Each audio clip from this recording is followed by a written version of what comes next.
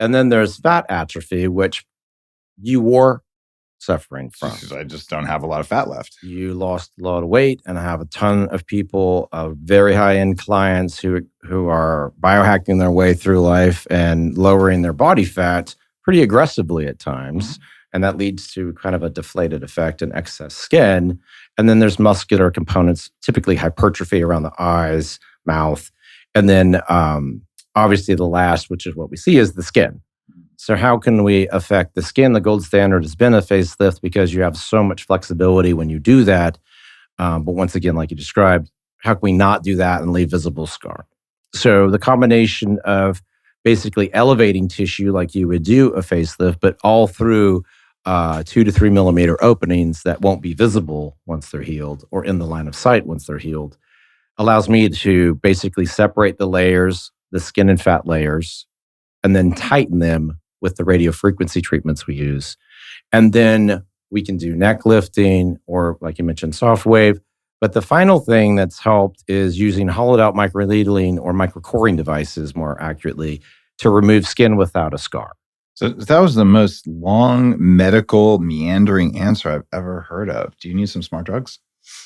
Well, you can tell we're buddies. It only took 7 years to get there. And that was less than 3 minutes. Can I translate? Here's what he's saying. For the no-cut facelift, what you're doing is you're using tiny hollow needles to suck out little cores of skin, and you do it all over the face. So it's very much the same effect as microneedling. But instead of just poking the skin to make it grow, you're poking the skin and sucking out a tiny, almost like a blackhead's worth of skin, a tiny little sliver. But if you do it all over the face, you're going to not look so great for the first week or two, which is common in a lot of the facial resculpting things. But what it does then is instead of the skin just healing like it would from microneedling, it's tighter when it heals. Right. It's just doing math. So unless you think the world's flat, it'll work. So if we take out 26,000 cores at 7 to 8%, typically we're going to remove between 1 and 1.5 square inches of skin. And you can do this all the way down to the neck. Yeah. I mean, what we did for you on your back really highlighted how it's flexible. You can do it on the body and especially all over surfaces that are more flat. The neck is probably the most complex due to its three-dimensional character. So the Adam's apple's in the way, and I have to turn your head, if you remember, a certain direction to help get it taken care of. But it was super exciting when this finally got through and FDA approved in Q1 of 22, because now you can take skin out with no scarring. And less downtime than a normal facelift as well, right? Yeah. So that's a good point. So with you who detox really well and take care of yourself in a manner that makes it easy for me to then provide the care. If you don't detox well and or haven't, followed a pretty strict diet to eliminate things that can affect your skin health, maybe lowering sulfur, lowering histamine based on how you eat, you'll get more redness afterwards. So now we prep, unlike what you had, we prep with Aonia to really reduce the production of melanin. What's Aonia? So it's from Bacillus lysate, the space bacteria. Yeah. So basically that will downregulate the melanin production, which is part of what we see, if you remember, from your treatments. And we can't use it right after the treatment until the skin's healed a little bit more because it's a little bit irritating. But once you can, that's really a game changer in terms of reducing inflammation that you see visibly. Aonia is a really interesting topical, like, serum kind of thing. And it comes from a bacteria that they found on the space station or something.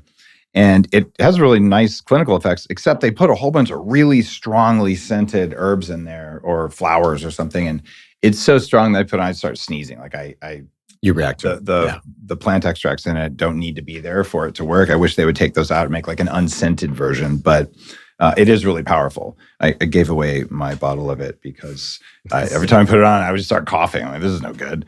But it is really powerful. For pigment, I found it to be the most important thing for us right now for this particular procedure because it's so aggressive in treatment, as you've experienced. Mm-hmm. So that's one of the things you see. You prep with that stuff, and then you come in, and then you come in. They wasn't knocked out. Actually, I'll rephrase that. So we come in, then you gave me some kind of anesthesia. I don't remember what, probably ketamine or right. So what we like to use, we do this under local, like I do all facial treatments, including facelifting. We use a little bit of Pronox, mixture of oxygen and nitrogen or nitrous. And it's not the concentration you get at the dentist. It's 50-50. Most people get comfortable, and then I numb the whole face. I can do numbing of the whole face. You can't feel anything. Yeah, I didn't feel anything at all for it. It was pretty non.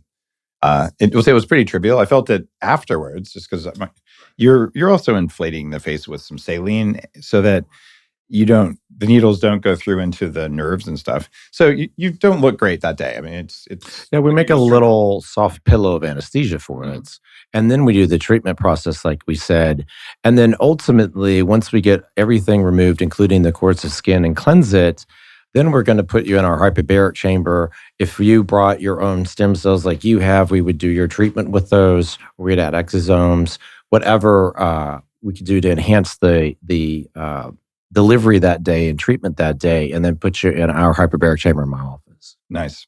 And I didn't have to do that because I have your OxyHealth hard chamber at home. I might drive a 10-year-old Jeep, but I have a hard hyperbaric chamber. So you know where my priorities are, right?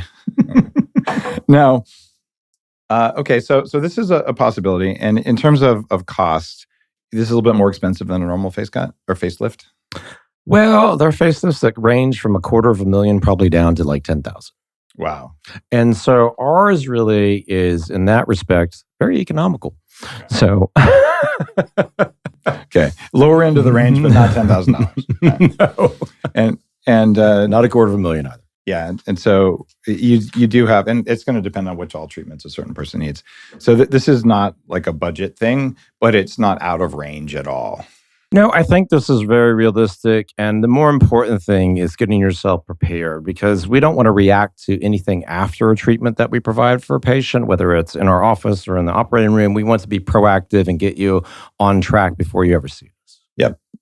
And I wanted to test it on my low back, and I wanted to do it on my face and just see how it worked, and then talk about it on the show, which is why our last interview was about breast implant illness. Right. Because I think that's just so critically important, and you have more knowledge about that than I've seen. So this is kind of almost an unrelated episode about my idea that I like to be the guinea pig, and I'll talk about anything, and I'll do any of the things that I'm capable of doing.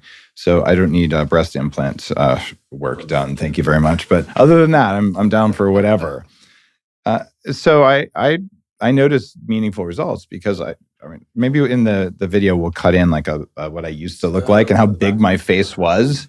And I still, I'm not entirely happy. Like right here, I used to have a lot of fat out here, right? So yeah, and that's seems like I should do another one. You lost so much weight at such an interval. The more rapid you lose weight, the more you deflate in your face. And it can take as little as 5 pounds to change someone's facial appearance.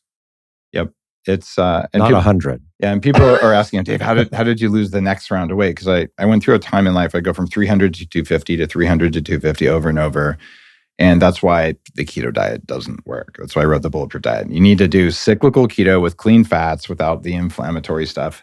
And then you can get past that. And then I've probably lost another 20 pounds of fat while maintaining muscle mass.